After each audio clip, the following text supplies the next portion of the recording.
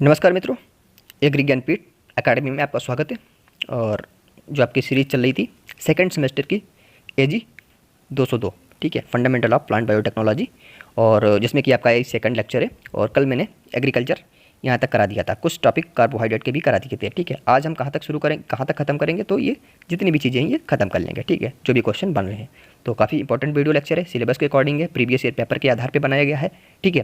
तो फॉलो करते रहिएगा। और टेलीग्राम चैनल आप 7388822961 या 7860829331 पे कल व्हाट्सअप करके आप लोग टेलीग्राम पे PDF ले सकते हैं। और टेलीग्राम और व्हाट्सअप ग्रुप और फेसबुक से आप ज्वाइन होकर के सारी जो सेमेस्टर से जुड़ी अपडेट्स होती हैं, सारी अपडेट्स से आप लोग रूबरू होते रहेंगे, ठीक है। तो बिना समय गवाए शुरू करते हैं, अपने मुद्दे पे आते हैं पहले क्वेश्चन के साथ। देखिए मित्रों, मैंने आपकी सुविधा के अनुसार मैंने ये डाल भी दिया है, ये जो टॉपिक चल रही है कैसे चलना है, रैंडम ही उठा के नहीं लाए हैं। कहाँ से लाए हैं, तो आपके सिलेबस का जो दूसरा पार्ट है, जिसका नाम है, क्या नाम है भाई, जिसका नाम है मोनोसेकेराइड, डाइसेकेराइड और पॉलीसेकेराइड, उसी के ये 50 क्वेश्चन है, ठीक है। देख रहे हो कितनी बारीक से लाए गए, ठीक है। पहला क्वेश्चन है मोनोसेकेराइड क्या होते हैं और इनका क्या महत्व है, ठीक है, बताओ भाई। शर्करा, मतलब ये सभी ऑप्शन, तो सरल शर्करा जो एकल अणु से बनी होती है, ठीक है। क्या है मोनोसेकेराइड, एक जो सिंपल शुगर है जो एकल अणु से बनी होती है, ठीक है। इनका महत्व ऊर्जा के स्रोत के रूप में होता है, जैसे ग्लूकोज, फ्रक्टोज, गैलेक्टोज। देखो 4 क्वेश्चन है, एक ही क्वेश्चन में 4 क्वेश्चन है, एक ही क्वेश्चन में 4 क्वेश्चन है भाई, ध्यान देते चलिएगा। ऐसे ऐसे क्वेश्चन है कॉन्सेप्चुअल। मोनोसेकेराइड के वर्गीकरण में कौन सा कारक मुख्य है, मोनोसेकेराइड के वर्गीकरण में कौन सा कारक मुख्य है, बताओ भाई, कौन सा कारक मुख्य है, तो सभी है, उपरोक्त सभी, उपरोक्त सभी। एक सेकंड, उपरोक्त सभी। मोनोसेकेराइड के वर्गीकरण में कौन सा मुख्य कारक है, तो संख्या और प्रकार के, परमाणु, कार्बन पर हाइड्रोक्सिल समूह की संख्या, रिंग संरचना पर, रिंग संरचना का अंतर। देखो ये थोड़ा टफ लग रहा होगा, ठीक है, लेकिन ऐसे क्वेश्चन तभी आते हैं जो आपने कहीं सुने नहीं होंगे, ठीक है। ये वही वाले क्वेश्चन है, तो मैं पहले वही करा देता हूँ, बाद में सिंपल क्वेश्चन आने वाले हैं, ठीक है, तो बने रहिएगा।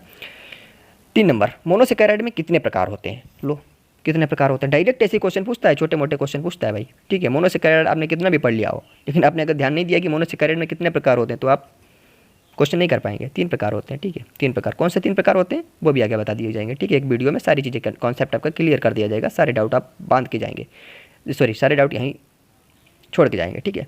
क्वेश्चन नंबर 4, ग्लूकोज और फ्रक्टोज में मूल अंतर क्या है, बताओ भाई। तो ऑप्शन नंबर क्या होगा भाई, option number A, glucose aldehyde शर्करा है, जबकि फ्रक्टोज फोटो शर्करा है, कीटो शर्करा है, कीटो शर्करा है, ठीक है, बहुत इंपॉर्टेंट है। फ्रक्टोज कैसी शर्करा है, तो कीटो शर्करा है।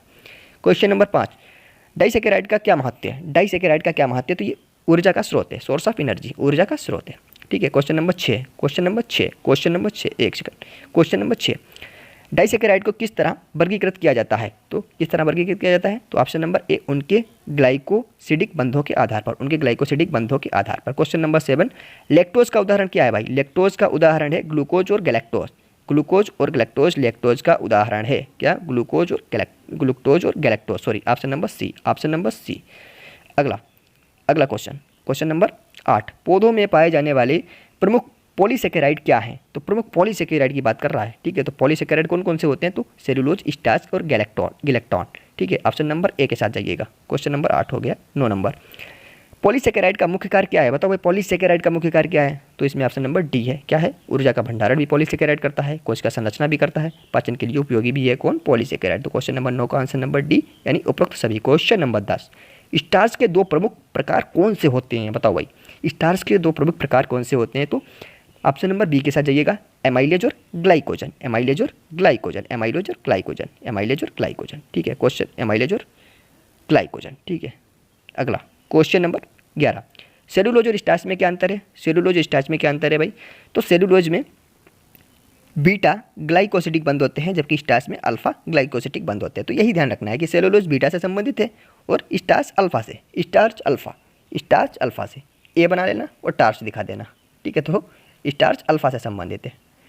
12 नंबर, पॉलीसेकेराइड का पाचन कैसे होता है, पॉलीसेकेराइड का पाचन कैसे होता है, तो एंजाइमों को तोड़कर, एंजाइमों द्वारा तोड़कर पॉलीसेकेराइड का पाचन होता है, ठीक है, एंजाइमों को तोड़कर पॉलीसेकेराइड का पाचन होता है। क्वेश्चन नंबर 13, कौन सा पदार्थ स्टार्च से संबंधित है जो पौधों के लिए ऊर्जा का प्रमुख स्रोत है, ग्लूकोज, कैल्शियम, मैग्नीशियम, नाइट्रोजन, कौन सा ऑप्शन होगा, तो ग्लूकोज, यानी कौन सा पदार्थ स्टार्च से संबंधित है जो पौधों के लिए ऊर्जा का प्रमुख स्रोत है, तो ऑप्शन नंबर ए के साथ जाइएगा भाई, तो ग्लूकोज हो जाएगा, ठीक है। क्वेश्चन नंबर 14 की तरफ चलते हैं, ह्यूमस के निर्माण में किस शर्करा का योगदान होता है, तो ह्यूमस के निर्माण में पॉलीसेकेराइड शर्करा का योगदान होता है। 17 नंबर क्वेश्चन, ठीक है। 17 नंबर, नाइट्रोजन फिक्सेशन में पॉलीसेकेराइड का क्या योगदान है?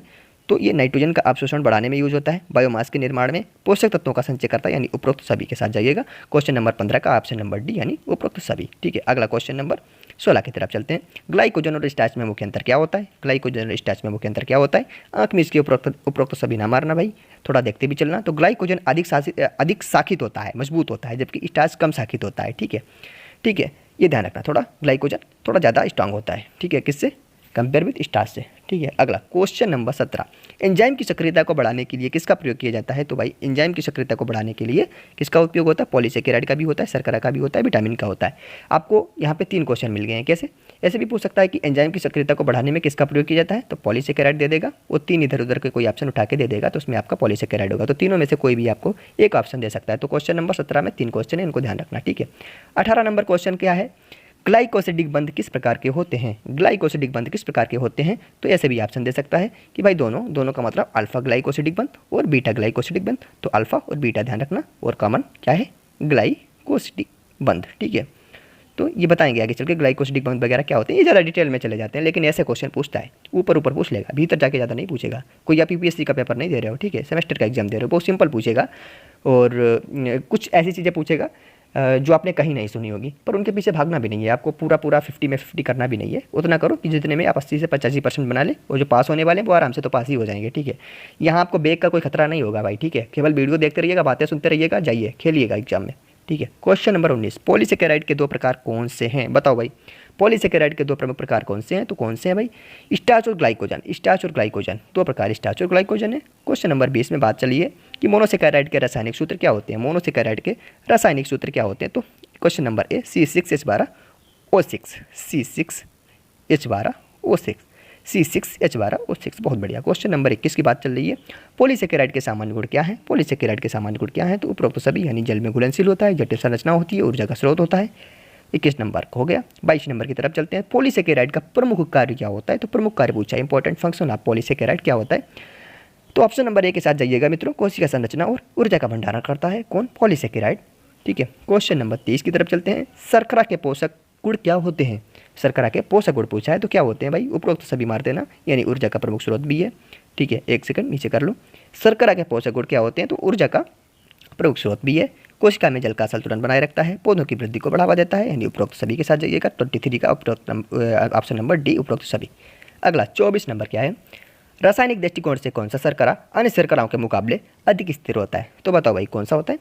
ग्लूकोज ऑप्शन दिया है, फ्रक्टोज ऑप्शन दिया है, गैलेक्टोज दिया है और राइबोज दिया है। तो बताओ कौन सा होगा? तो ऑप्शन में फ्रुक्टोज जाएगा। क्या जाएगा? फ्रुक्टोज। ऑप्शन नंबर बी, यानी रासायनिक दृष्टिकोण से कौन सी शर्करा अन्य शर्कराओं के मुकाबले अधिक स्थिर होती है? स्थिर मतलब स्टेबिलिटी सबसे ज़्यादा किसकी होती है? ऐसे भी पूछ सकता है, सबसे ज़्यादा स्टेबिलिटी किसकी होती है? कौन सबसे ज़्यादा देर तक टिकता है भाई? तो कौन टिकता है? तो फ्रुक्टोज। फ्रुक्टोज फ्रुक्टोज यानी फलों वाली। ग्लूकोज और फ्रक्टोज में मुख्य अंतर क्या है? ग्लूकोज और फ्रक्टोज में मुख्य अंतर क्या है? बताओ भाई। देखो ये क्वेश्चन 25 नंबर, एक सेकंड, हाँ ये क्वेश्चन है, ग्लूकोज और फ्रक्टोज में मुख्य अंतर क्या है? तो काफ़ी शानदार क्वेश्चन है। ऐसे क्वेश्चन सिंपल क्वेश्चन भी पूछ सकता है। तो ग्लूकोज क्या है, ग्लूकोज और फ्रक्टोज में मुख्य अंतर क्या है? तो ऑप्शन नंबर ए के साथ जाइएगा, ग्लूकोज एल्डिहाइड शर्करा है, जबकि फ्रुक्टोज कीटो शर्करा। एक बार मैं ये करा चुका हूँ, ठीक है, ऊपर करा चुका हूँ। ठीक है, तो अगला क्वेश्चन 26, ग्लूकोज को ऊर्जा का स्रोत क्यों कहा जाता है? ग्लूकोज को ऊर्जा का स्रोत क्यों कहा जाता है? ऑप्शन दीजिए, सॉरी क्वेश्चन पे ध्यान दीजिएगा, क्यों बोला है, क्यों कहा जाता है? तो यह शरीर में सबसे आसान शर्करा है जो तेजी से ऊर्जा में परिवर्तित होती है। ठीक है, तेजी से ऊर्जा में परिवर्तित होती है, ऑप्शन नंबर ए। ठीक है, ग्लाइकोसिडिक बंध किस प्रकार के रासायनिक बंध होते हैं? तो ओ ग्लाइकोसिडिक बंध। ओ ग्लाइकोसिडिक बंध कहाँ से क्वेश्चन बनाओगे आप? कितनी भी गहराई से बनाओगे, एक भी क्वेश्चन बाहर नहीं जाएगा भाई। हमने गहराई से लेकर सिंपल से गहराई तक के सारे क्वेश्चन इसमें एड ऑन कर दिए हैं। ठीक है, 28 क्वेश्चन, पॉलीसेकेराइड में किस प्रकार के रासायनिक बंध होते हैं? पॉलीसेकेराइड में दोनों प्रकार के बंध, मतलब वो तो मैं बता ही चुका हूँ। ठीक है, ऑप्शन नंबर सी के साथ जाइए, 2 प्रकार के बंध होते हैं, पॉली और गामा, सॉरी पॉली और बीटा, वो मैं पिछली बार मैं पीछे बता चुका हूँ। ठीक है, उनको देखते रहिएगा। ठीक है, कौन सी शर्करा पौधों में ऊर्जा के रूप में संचित होती है? बताओ भाई कौन सी शर्करा? तो स्टार्च शर्करा, ऑप्शन नंबर ए के साथ जाइएगा, स्टार्च शर्करा। अगला है 30 नंबर, शर्करा के कार्बन परमाणुओं की संख्या के आधार पर कितने वर्ग होते हैं? तो 3 वर्ग होते हैं, 3 वर्ग होते हैं, ऑप्शन नंबर बी 3 वर्ग होते हैं भाई, 3 वर्ग। ग्लूकोज और फ्रक्टोज के पाचन, ग्लूकोज और फ्रक्टोज का पाचन किस प्रकार होता है? तो दोनों का पाचन कैसा होता है? समान होता है। ग्लूकोज और फ्रक्टोज दोनों शर्कराओं का पाचन तो इक्वल होता है, समान होता है, लेकिन उनकी जो प्रवृत्तियाँ होती हैं, जो उनकी हैबिट्स होती हैं, वो भिन्न भिन्न होती हैं, ठीक है। जो उनके ट्रेंड्स होते हैं वो उनके भिन्न भिन्न होते हैं। सेलुलोज का निर्माण किस प्रकार होता है? तो सेलुलोज का निर्माण किस प्रकार होता है? तो यह सीधे ग्लूकोज से उत्पन्न होता है, यह सीधे ग्लूकोज से उत्पन्न होता है। ऑप्शन नंबर ए के साथ जाइएगा। क्वेश्चन नंबर 33, राइबोज किस प्रकार की शर्करा है? राइबोज किस प्रकार की शर्करा है? तो ये मोनोसेकेराइड, ये मोनोसेकेराइड प्रकार की शर्करा है, मोनोसेकेराइड। थोड़ा जल्दी चलते हैं क्योंकि क्वेश्चन काफ़ी हैं। स्ट्रक्चरल शर्कराओं का उदाहरण क्या है? तो क्या है? सेलुलोज। सेलुलोज क्या है? सेलुलोज। सेलुलोज क्या है? सेलुलोज। ग्लूकोज और फ्रक्टोज का रासायनिक सूत्र क्या होता है? तो भाई गांठ में बांध लीजिएगा, बहुत इंपॉर्टेंट है, C6H12O6, यानी ऑप्शन नंबर ए के साथ जाइएगा। 35 के बाद 36 नंबर क्या कहता है? सेलुलोज का मुख्य कार्य क्या है? सेलुलोज का मुख्य कार्य क्या है? तो ऑप्शन नंबर बी है। क्या है ऑप्शन नंबर बी? कोशिका भित्ति की संरचना। कोशिका भित्ति की संरचना, ठीक है, ये उसकी संरचना को प्रोटेक्ट करता है। क्वेश्चन नंबर 37 क्या है? ग्लाइकोसिडिक बंध के निर्माण में कौन सा पदार्थ सक्रिय भूमिका निभाता है? देखो बार बार मैं बोल रहा हूँ ग्लाइकोसिडिक बंध, तो समझ रहे हो ना, आपके सिलेबस में ग्लाइकोसिडिक बंध बहुत इंपॉर्टेंट चीज़ है। अगर ऑप्शन में आप 4 चीज़ें दी हैं और आपको समझ नहीं आता इसमें क्या होगा, और अगर आपको ग्लाइकोसिडिक बंध दिया है तो वही मार देना, कुछ नहीं आता वही मार देना, भाई मेरे सही निकल आएगा, बाद में मुझे कमेंट करके बताना, ठीक है। क्योंकि सिलेबस जब आपको पता होगा ये चीज़ें हमारे सिलेबस में हैं और मैंने सुनी है तो एग्जैक्ट वही होगा, ठीक है। तो ग्लाइकोसिडिक बंध, ग्लाइकोसिडिक बंध के निर्माण में कौन सा पदार्थ भूमिका निभाता है? तो भाई एंजाइम भूमिका निभाता है, ठीक है, ठीक है। अगला 38 नंबर क्या है? राइबोज क्या है और इसका क्या महत्व है? तो ये राइबोज एक शर्करा होती है। कौन सी शर्करा है? तो मोनोसेकेराइड है और आरएनए का प्रमुख घटक है, ठीक है। तो राइबोज का संबंध किससे है? तो आरएनए से संबंध है, आर से राइबोज, आर से आरएनए, ठीक है। अगला क्वेश्चन नंबर 39, सेलुलोज का उपयोग क्या होता है? तो कोशिका दीवार की संरचना, कोशिका, ये तो मैंने बता ही दिया है, ठीक है। अगला 40 नंबर, पेट्रोलियम उत्पादों का स्टार्च पर क्या प्रभाव पड़ता है? बताओ। यह स्टार्च को अनस्टेबल यानी स्थिर कर देता, अस्थिर कर देता है, अस्थिर कर देता है, अस्थिर। कौन सी शर्करा रस शर्करा का सबसे तेज स्रोत होती है? तो भाई एक ही चीज़ होगी, वो ग्लूकोज, ठीक है। 42 नंबर क्वेश्चन की तरफ चलते हैं भाई। 42 नंबर क्वेश्चन बोल रहा है किस शर्करा का उपयोग ऊर्जा के तेज और तत्काल स्रोत के रूप में किया जाता है? तो ऑप्शन नंबर 1 यानी ग्लूकोज।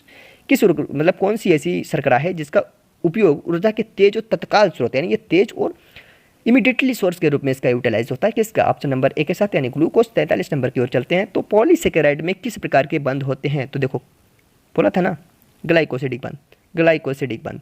काफ़ी चीज़ें देखने को मिलेंगी आपको, सुनते जाइएगा, दिमाग में भरते, आपके सब कॉन्शियस में, माइंड में सारी चीज़ें बैठ रही हैं और आपको एग्जाम हॉल में तुरंत याद आएंगी, ठीक है।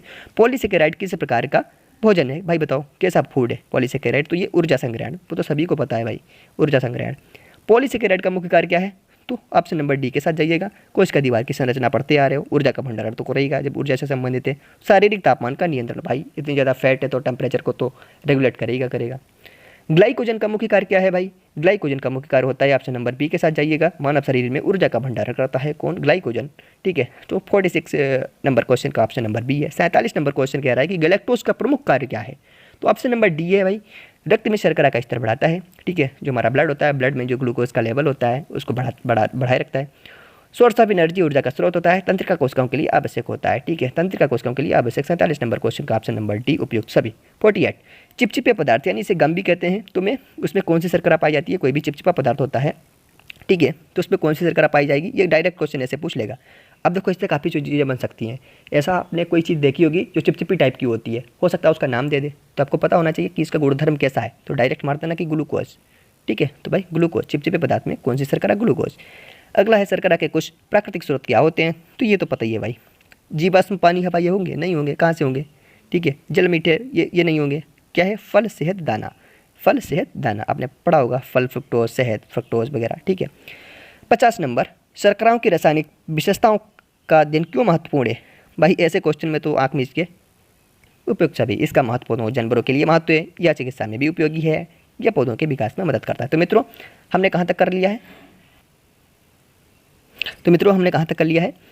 हमने पॉलीसेकेराइड तक कर लिया, ये पूरा पार्ट मैंने खत्म कर दिया है, ठीक है। और अगला टॉपिक मैं कहाँ तक करूँगा? तो प्रोटीन ये सारी चीज़ें हो जाएंगी, ठीक है। तीसरे वीडियो लेक्चर में आपका लगभग सिलेबस 40% के करीब आपका समाप्त हो जाएगा। और आप गिवन नंबर 7388822961 या 7860829331 पे आप काले व्हाट्सअप मैसेज कर सकते हैं, आपको PDF तुरंत प्रोवाइड करा दी जाएगी। और जो भी सेमेस्टर से संबंधित जो भी नई अपडेट होती है वो आपको क्लियर कर दी जाएंगी। और ध्यान रखना, ये जो मैं वीडियो बना रहा हूँ ये आपका सिर्फ इनको देखते चलिएगा, हालांकि मैं अगर एक क्वेश्चन को समझाने लगूँ तो काफ़ी आपको टाइम लगेगा, ठीक है। इसलिए मैं एक ऐसा मास्टर वीडियो लाऊंगा जिसमें सिलेबस से संबंधित जो भी छोटी छोटी बातें हैं सारी चीज़ों का डाउट क्लियर कर दूंगा, फिर उन्हीं से संबंधित ये सारे प्रश्न हैं, ठीक है। तो आप चिंता मत करें, बिल्कुल एग्जाम ओरिएंटेड आपको पढ़ाया जा रहा है, केवल आप एक बार ज्वाइन करते रहिएगा और वीडियो सीरीज को फॉलो करते रहिएगा, सारे डाउट आपके क्लियर होते जाएंगे और आपके बहुत अच्छे स्कोर बनेगा। ठीक है, तो फिर मिलता हूँ नेक्स्ट वीडियो में, तब तक के लिए नमस्कार।